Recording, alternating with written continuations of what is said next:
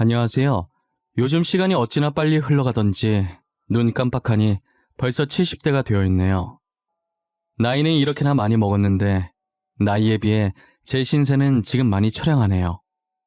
과거를 돌이켜보면 제가 그동안 왜 그렇게까지 아등바등거리며 살아왔나 싶어요. 그렇다고 다른 사람들이 편하게 살았다는 말은 아니에요. 과거에 제가 이런 처량한 미래를 맞이할 것을 진작에 알았더라면 남을 위해서가 아닌 저를 위해서 더 열심히 살아볼 걸 그랬다 싶은 마음에 괜히 한탄을 하게 되네요. 제 인생은 제 자신을 위해서 바친 게 아니라 늘 자식들을 위해 바쳐왔어요. 어떤 대가를 바라고 그렇게 살아온 것은 아니지만 자식들을 생각하는 제 마음만은 알아주길 바랐어요. 뒤늦게 이렇게 후회해봤자 시간을 돌릴 수 있는 것도 아니고 해결되는 것도 없다는 걸 잘 알고 있어요. 그저 답답한 마음에 이곳에라도 제 근심을 조금 털어놓고 싶더라고요. 저는 먹고 살기 바빠서 고향을 잠시 떠나 돈이 될 만한 일은 닥치는 대로 했었던 것 같아요. 제가 늦둥이로 태어났기 때문에 성인이 되었을 땐 이미 부모님께서 많이 노쇠하셨었죠. 나이 드셔서 거동도 불편하신 부모님을 고향에 두고 돈 벌려고 혼자 집을 나섰었어요. 의료 공장에 들어가서 일을 하고 있었는데 일하던 도중 부모님의 부고를 들었어요. 제가 고향을 떠난 지 2년째 되던 해에 어머니가 돌아가셨고 반년 후 아버지께서 돌아가셨어요. 저는 장례를 마치고 아무도 살고 있지 않는 고향에 있던 집을 정리했어요. 부모님께서 하늘에서 걱정하지 않게 잘 살아야겠다는 생각에 전보다 더욱더 열심히 일했던 것 같아요. 여전히 공장에서 일하고 있었고 거기서 우연히 고향 친구를 만나게 된 거예요. 제가 고향에서 살 때 많이 도와줬던 친구였는데 여기서 만나니 반갑기도 하고 눈물이 나더라고요. 친구는 저와 다르게 부유한 집안에서 태어나 사랑을 듬뿍 받고 자라서 그 사랑을 제게 나눠줬었어요. 그 친구가 없었더라면 이 세상을 살아갈 수 없었을 정도로 제게는 소중한 존재인 친구였어요. 친구가 당시 옷가게를 운영하고 있었는데 계약 맺은 공장에 잠시 점검차 왔다가 저를 보게 된 거예요. 저랑 이런저런 얘기를 하다가 더 이상 이런 곳에서 힘들게 일하지 말고 자기 옷가게에 자리 하나 내줄 테니 같이 가서 일하자고 하더라고요.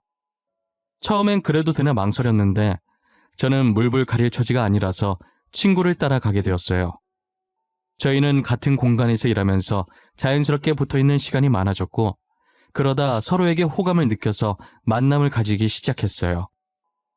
우리가 5살에 처음 만나 연인 사이로 만난 지는 얼마 안 됐지만 알고 지낸 세월만 해도 총 20년이야. 그만큼 서로가 서로한테 모르는 게 없을 것 같은데 우리 그냥 빨리 결혼할까? 그래도 될까? 친구 사이랑 연인 사이랑 그리고 부부 사이랑 비슷한 것 같으면서도 전부 다른 건데 우리가 친구로서 연인으로서는 잘 지냈지만 평생 함께 살 부부로서도 과연 괜찮을까? 난 잘 살 자신 있는데 넌 아니야? 난 결혼해서도 지금처럼 변함없이 잘 살 수 있을 것 같아. 우리 한 번도 싸운 적 없잖아. 분명 결혼해도 싸울 일 없을 거야. 좋아, 결혼하자. 어떻게든 되겠지, 안 그래? 살아보지도 않고 걱정부터 하는 건 아닌 것 같아. 어머님, 아버님께서 우리 결혼 허락해 주시겠지? 당연하지. 고향에 있을 때도 우리 부모님이 너 얼마나 이뻐했는데. 다른 사람도 아니고 너랑 결혼한다고 하면 바로 허락해 주실 거야. 어렸을 때부터 함께 지냈던 사이라 그런지 서로에 대해 모르는 게 없었어요. 고향 바닥이 워낙 좁아서 부모님과도 알고 지내던 사이라 결혼하는데 전혀 문제 없었죠. 시댁 식구들은 철부지 아들 데리고 가줘서 오히려 제게 고맙다고 할 정도였어요. 저희는 아들 하나와 쌍둥이 딸들을 낳고 행복하게 지냈어요. 그러다 아들이 10살, 딸들이 7살이 되던 해 남편이 암으로 세상을 떠나게 됐어요. 남편이 제 곁을 떠나면서 제 세상도 함께 무너지는 기분이었어요. 모든 것을 포기하고 싶던 순간 저를 깨운 건 피덩이 같은 자식들이었죠. 초롱초롱한 눈을 하고 저를 쳐다보는데 도저히 이 아이들을 두고 떠날 수가 없겠더라고요. 저는 그날 이후로 제게 남은 인생은 오로지 자식들을 위해서 살아가기로 마음먹었어요. 남편이 남긴 재산과 사망보험금이 꽤 있었지만 무슨 일이 있어도 절대 건들지 않았어요. 왠지 그 돈을 쓰게 되면 남편의 흔적들이 서서히 사라지는 것 같은 느낌이 들었거든요. 남편이 하던 옷가게도 제가 계속 운영하고 싶었지만 사업을 해본 경험도 없었고 남편이랑 같이 일해봤자 잡다한 일만 했어서 아는 게 아무것도 없었죠. 그래서 가게를 처분하고 그 돈으로 조그만 땅을 하나 사놨어요. 혹시 몰라서 나중에 유용하게 쓸 수 있지 않을까 싶었거든요. 하지만 훗날 저는 이 땅 때문에 머리 아플 일이 생기고 말았죠. 저는 제 힘으로 아이들을 키우기 위해 또다시 닥치는 대로 일을 하기 시작했어요. 식당 일부터 시작해서 건물 청소까지 막노동 빼고 할 수 있는 일은 다 해본 것 같아요. 아들, 딸들은 제가 악착같이 일하면서 자신들을 키우니 처음엔 돈 없어서 그런 줄 알았대요. 어렸을 때부터 저희 집은 가난하니 커서 어머니께 효도해야겠다는 생각을 했다더라고요. 아이들이 그렇게 생각하고 있었을 정도로 저는 일만 하며 열심히 살았었어요. 그래도 굳이 이렇게까지 해야 하나 싶겠지만 일을 하지 않으면 계속 남편 생각이 났고 저도 남편 따라 떠나버리면 아이들 혼자 남게 되니까 그게 겁이 났어요. 암으로 남편을 잃어보니 자식들은 공부 못해도 건강하기만 했으면 좋겠더라고요. 저는 스트레스도 병의 원인이 되니까 공부하라고 잔소리를 한 적이 단 한 번도 없어요. 오히려 하고 싶은 것 하면서 놀라고 했는데 아이들 스스로 공부를 하고 있더라고요. 아버지 없다고 불평하지 않고 사춘기 없이 잘 커주는 아이들이 너무 기특했어요. 저는 아이들에게 차별 없이 대하려고 하는데 그래도 아들이 장남이고 나중에 아들이 가장 노릇을 해야 하니 딸들보다는 조금 더 신경 썼던 것 같아요. 그렇다고 자식들이 싸울 때 아들 편만 들고 먹을 것을 아들에게 조금 더 주고 그런 게 아니라서 딸들은 아들만큼 신경 써주진 못했는데도 저를 이해해주고 알아서 잘 커주더라고요. 아이들이 워낙 착해서 저는 크게 어려움 없이 혼자서도 자식 셋을 키울 수 있었어요. 아들은 고등학생 때 뉴스를 보고 범죄 없는 세상에 살고 싶다며 경찰이 되었고 딸들은 쌍둥이 아니랄까봐 다른 과지만 똑같이 의사가 됐어요. 아버지처럼 저도 나중에 아프게 되면 치료해주고 싶었다더라고요. 그러다 아들이 경찰 생활을 하던 도중에 범인을 쫓다가 다리를 크게 다쳐서 뛸 수 없게 된 거예요. 불행 중 다행인 것은 걷는 데에는 아무 지장이 없어서 일상생활에는 문제가 없었죠. 결국 아들은 경찰을 그만두고 법학과 대학 교수로 직업을 바꾸게 되었어요.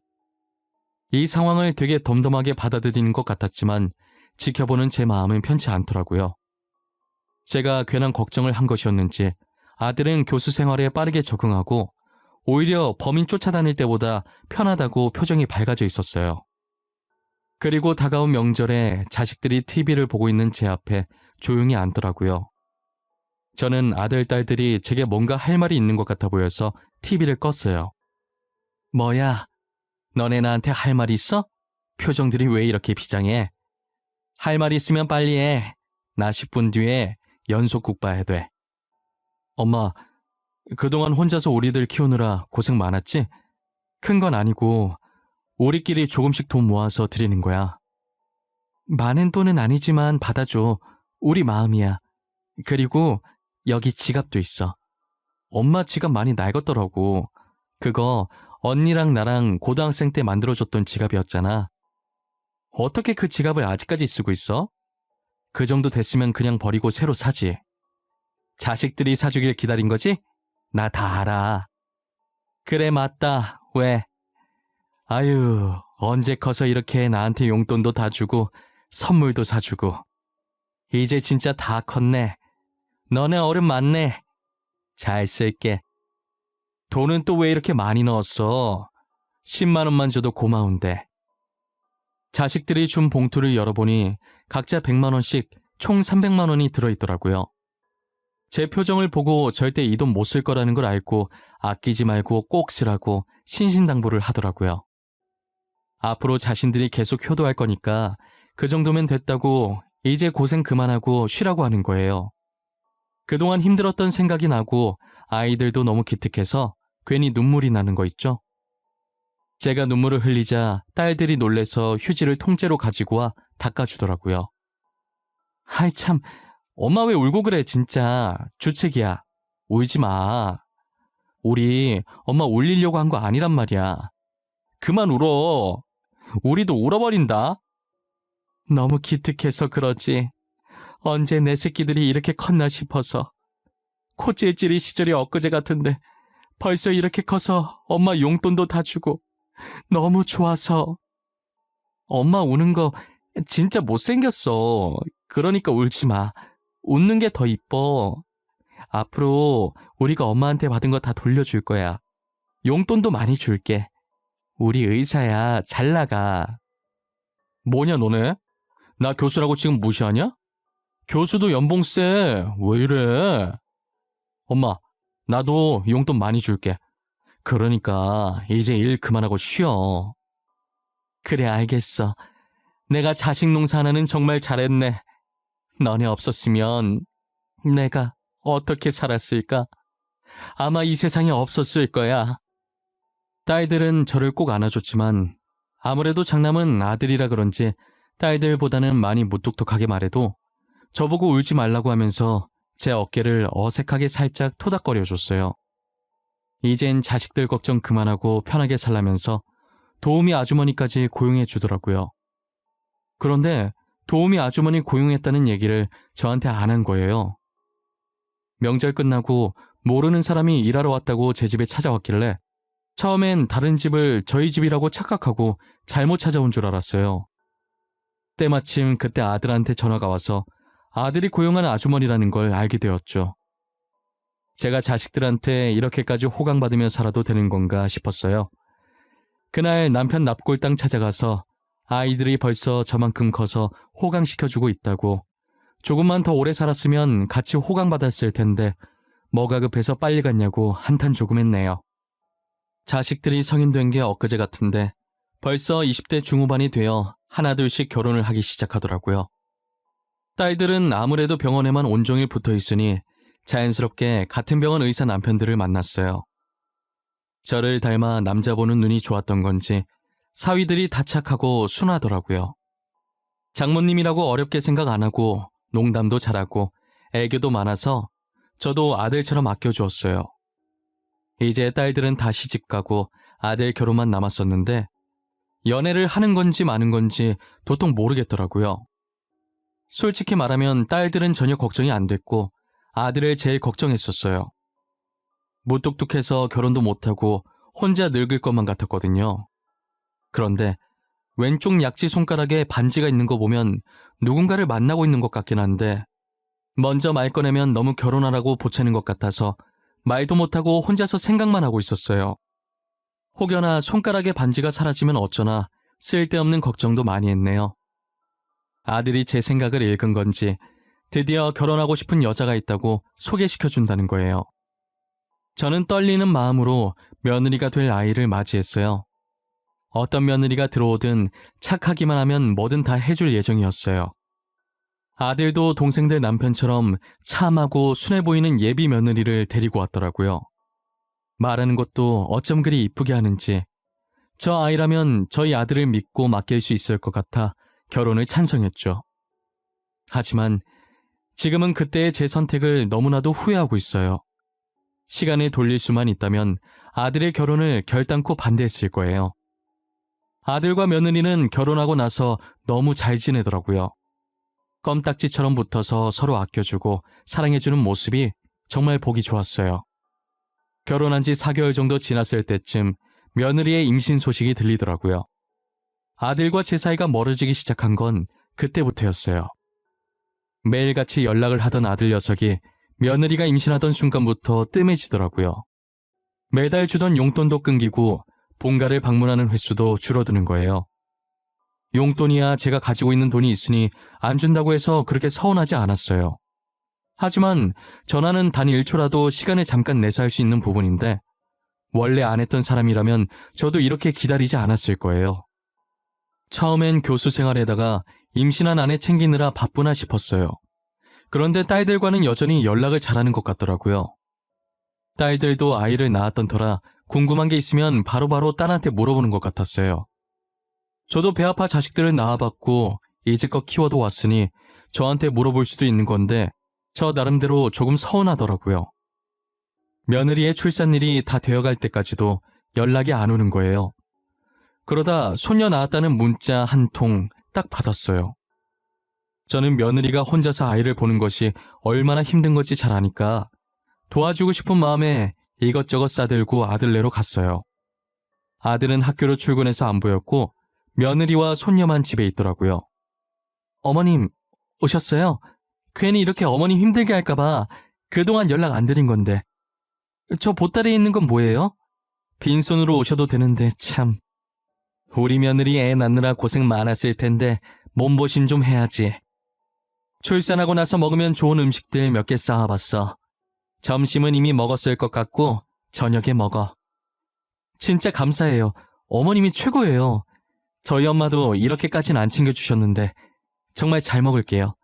음식이 너무 맛있어 보여요. 며느리가 제가 해준 음식을 보고 좋아하는 걸 보니 괜히 뿌듯하고 더 해주고 싶더라고요. 그리고 저는 그날 처음으로 손녀를 마주할 수 있었는데 한번 품 안에 안아보고 싶은 마음에 화장실 가서 손을 씻고 왔었어요. 그런데 며느리가 손주를 안아들고는 저더러 멀리서만 보라고 하더라고요. 손도 씻었는데 한 번만 안아보면 안 되겠냐고 하니 밖에서 온 거니 안 된다며 마치 제 몸이 병균 덩어리라는 듯이 말을 하더라고요. 저는 아기라서 면역력이 약하니까 걱정되는 마음에 그럴 수 있다고 생각했어요. 결국 아이를 한 번도 만져보지 못하고 멀리서만 지켜보고 집으로 돌아왔죠. 집에 도착하자마자 오랜만에 아들한테 전화가 온 거예요. 저는 반가운 마음에 허겁지겁 전화를 받았는데 돌아온 건 쌀쌀맞은 아들의 목소리였어요. 엄마, 혹시 우리 집에 왔다 갔어? 왜 연락도 없이 마음대로 갔어? 우리한테 온다는 말도 없었잖아. 무슨 소리야? 나 며느라기한테 말하고 갔어. 며느라기가 와도 된다고 해서 간 건데 뭐가 문제야? 됐고 앞으로 우리 집에 오는 것 좀 자제해줘. 부탁할게. 특히 내가 없을 때는 더더욱. 알겠지? 누가 들으면 내가 너네 집 매일 간 줄 알겠다. 언제는 와보라고 한 적 있었니? 나도 오늘 처음 갔어. 야, 됐어. 더러워서 안 가. 이제 속이 시원하니? 저는 화가 난 나머지 처음으로 아들에게 화내고 전화를 끊었어요. 분명 며느리한테 말하고 갔고 며느리 위해서 간 것이었는데 아들이 저러니까 너무 서운한 거예요.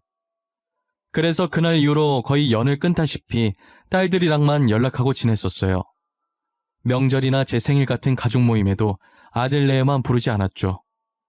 딸들은 저만 스트레스 받으니 너무 신경 쓰지 말라고 하더라고요. 미우나 고우나 제 뱃속에서 나온 아들이니 신경이 쓰일 수밖에 없었어요. 그러던 어느 날 며느리가 처음으로 자기가 먼저 저한테 연락을 다 했더라고요. 저는 며느리가 평소에 연락을 안 하던 사람이니 아들한테 무슨 급한 일이라도 생긴 줄 알았어요. 며느리 네가 어쩐 일로 나한테 전화를 다 했니? 혹시 집에 무슨 일이라도 있는 거야? 저희 아무 일도 없어요. 그냥 어머님 잘 지내시나 하고요. 며느리가 시어머니한테 안부 연락하는 게 그렇게 놀랄 일이에요? 다른 사람이 했으면 놀랄 일은 아니지만 너가 한 거면 놀랄 일이지. 너가 나한테 전화했던 적 한 번도 없었지 않니? 아, 제가 그랬나요? 앞으로는 전화 자주 드릴게요. 그동안 제가 애 키우느라 바빠서 연락을 못했어요. 어머님이 이해해 주세요. 며느리가 무슨 바람이 불었는지 저한테 평소에 안 하던 짓을 하기 시작하더라고요. 처음엔 철들어서 어른들한테 잘하기로 한 건가 했는데 지나고 보니 아니었어요. 어떻게 알았는지는 모르겠는데 제가 땅을 가지고 있다는 것을 알고 그런 거였어요. 은근슬쩍 제가 가지고 있는 땅 사진을 가지고 와서는 조만간 재개발 들어가서 땅값 비싸진다는데 여기 땅 주인은 좋겠다면서 저한테 직접 땅 주인임을 확인받으려고 하는 거예요. 저는 그것도 모르고 순진하게 여기 내 땅인데 진짜 재개발하냐고 물어봤죠. 저한테 사실 확인을 받고 나서부터 아양 떠는 게 점점 더 심해졌었어요. 지금 땅 파는 게 제일 좋다는 둥, 나중에 다시 땅값 내리면 그때 똥값이라는 둥 혼자 난리더라고요. 저는 며느리의 말이 맞는지 부동산에 찾아가니 진짜 재개발로 인해 땅값 시세가 올랐다고 하는 거예요. 시세가 떨어질 수도 있냐고 했더니 땅값도 주식이랑 비슷해서 떨어질 가능성도 있는데 당분간은 계속 상승세일 것 같다고 하더라고요. 저는 고민 끝에 땅을 팔지 않고 일단은 가지고 있기로 결정했어요. 며느리는 저희 집에 꿀 발라 놓은 사람 마냥 출근 도장 찍듯 매일 왔었어요. 처음엔 저를 시어머니로 봐주는 것 같아 좋았는데 이제 슬슬 귀찮아지더라고요. 하루 종일 옆에 앉아서 제 딸 얘기만 하는데 귀 아파 죽을 것 같은 거예요. 아들한테 전화하면 괜히 부부싸움만 될 것 같아서 그냥 참고 지냈어요. 아들과 싸운 후로 한 번도 연락한 적 없었는데 어느 날 아들한테 먼저 전화가 온 거예요. 엄마, 잘 지내? 오랜만에 연락하네.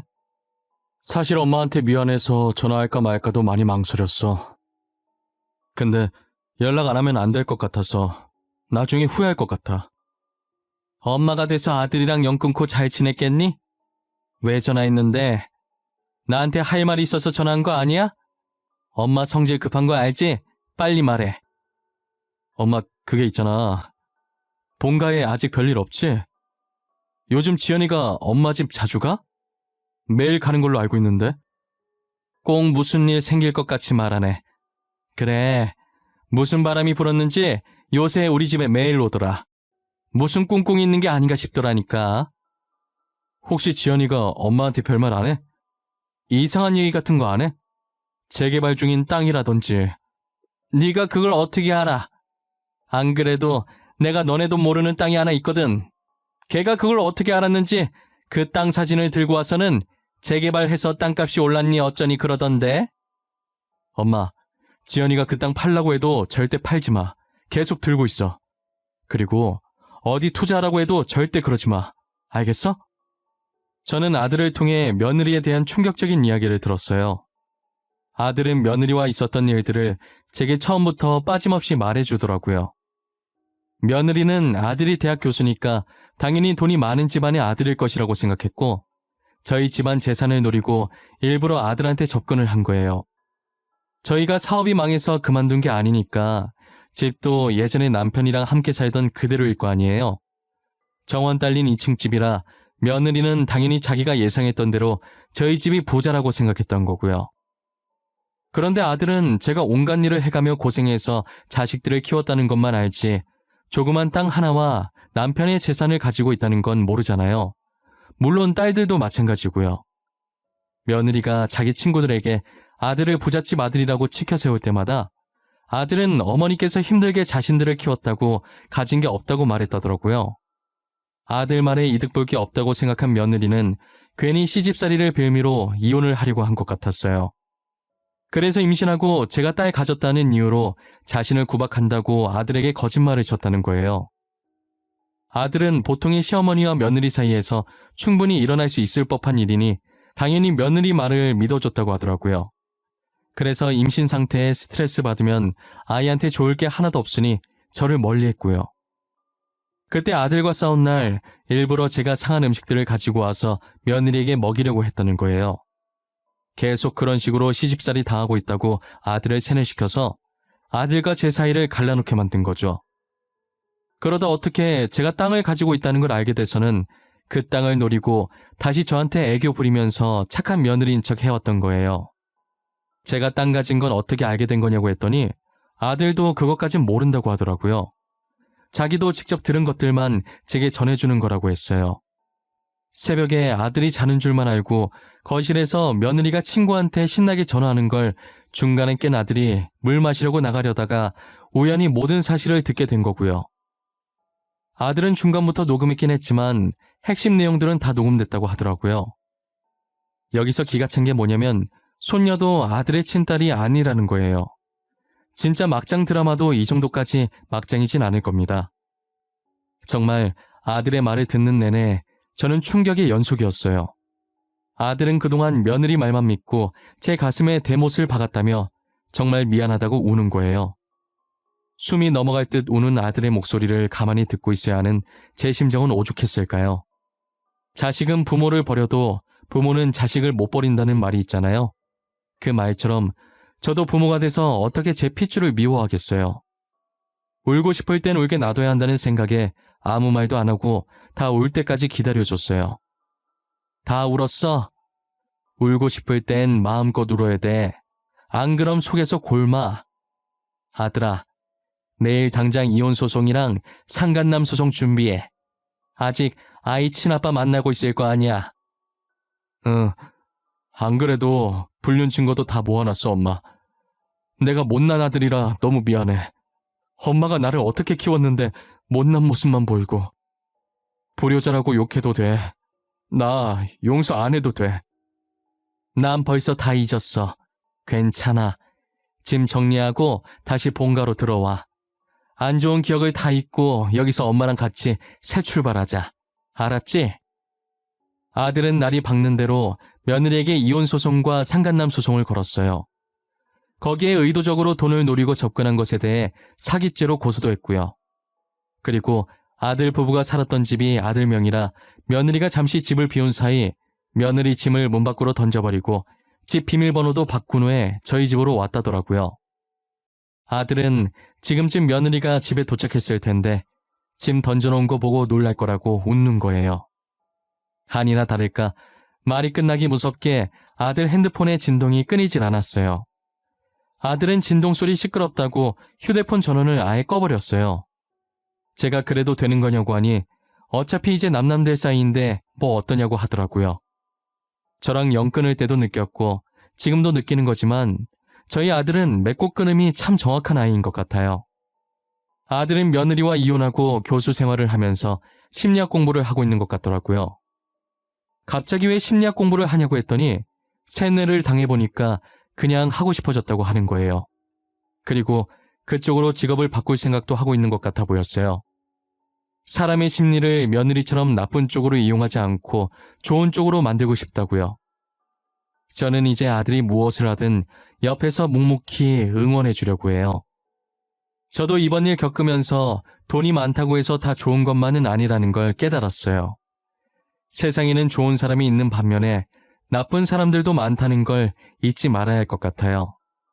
그렇게 참하고 성격 좋아 보이던 며느리가 저희 뒤통수를 칠 줄 누가 알았겠어요? 사람은 정말 속을 알 수 없는 동물이라고 하더니 그 말이 딱 맞았어요. 호빵도 열어봐야 이게 고기 호빵인지 야채 호빵인지 알 수 있듯이 사람도 속을 열어봐야 착한 사람인지 나쁜 사람인지 알 수 있는 것 같아요. 이제 그 속을 어떻게 열어야 하는지가 제일 문제지만요. 세상 사는데 쉬운 게 아무것도 없다지만 인간관계만큼 어려운 것도 없을 거예요. 이 나이 먹은 저도 잘 모르겠는데 제가 살아온 세월에 겨우 반밖에 안 산 저희 아들이 어떻게 알겠어요. 저는 그저 아들이 제게 더 이상 죄책감을 가지지 않았으면 좋겠어요. 겉만 보면 아무렇지 않아 보이긴 하지만 속은 아마 미안함 때문에 곪아서 문드러졌을 거예요. 저희 아들 성격이라면 분명히 혼자서 그러고 있을 가능성이 매우 크거든요. 아무 일도 없었던 것처럼 예전보다 훨씬 더 잘 지냈으면 좋겠어요. 저의 긴 이야기는 여기까지입니다. 여러분들이 보시기엔 어떠신가요? 요즘 애들 말대로 고구마 100개 정도 먹은 기분이실까요? 저처럼 막장 드라마도 이 정도는 아니다라고 생각하신 분들도 계실 거예요. 당사자인 저는 오죽할까요? 아직까지 그때 일을 생각하면 드라마를 본 기분이에요. 그래도 익명의 힘을 빌려 이곳을 대나무 숲이라고 생각하고 털어놓으니 마음이 한결 가벼워지네요. 지금까지 저의 이야기를 들어주신 모든 분들께 감사하고 추운 겨울 가족분들과 따뜻하게 보내시길 바랄게요.